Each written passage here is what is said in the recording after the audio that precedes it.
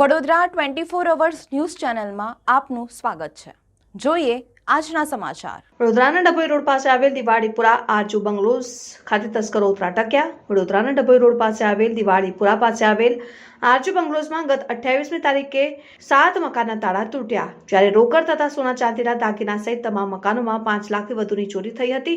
અલગ અલગ મકાનોમાં કેલનપુર ચોકીમાં ફરિયાદ કરવા ગયા હતા, પણ ત્યાં અરજી લેવામાં આવી ન હતી, જ્યારે કે સીસીટીવી ફૂટેજમાં પણ આરોપીઓ નજરે દેખાય છે, છતાંય હજુ સુધી પોલીસની કામગીરી પર સવાલો ઉઠ્યા છે, જેને લઈને આજરોજ આરજુ બંગલોઝના સભ્યો તથા રહીશો આજે પોલીસ કમિશનર ઓફિસે આવેદન આપવા પહોંચ્યા હતા। જો જલ્દીમાં જલ્દી નિરાકરણ નહીં લાવે તો ગાંધી ચિંધ્યા માર્ગે ઉતરીશું તેવી ચીમકી ઉચ્ચારાઈ। 28 તારીખે બને છે કે દિવાળીપુરા ગામ આરજુ બંગલોઝ 6-7 મકાનોમાં ચોરી થઈ છે। રાતના સમયે અમારા પોતાના મકાનમાંથી 4.5-5 લાખ રૂપિયાની કેશ ગઈ અને ચાંદી સોનાની ને ચાંદીની રકમ ગઈ છે।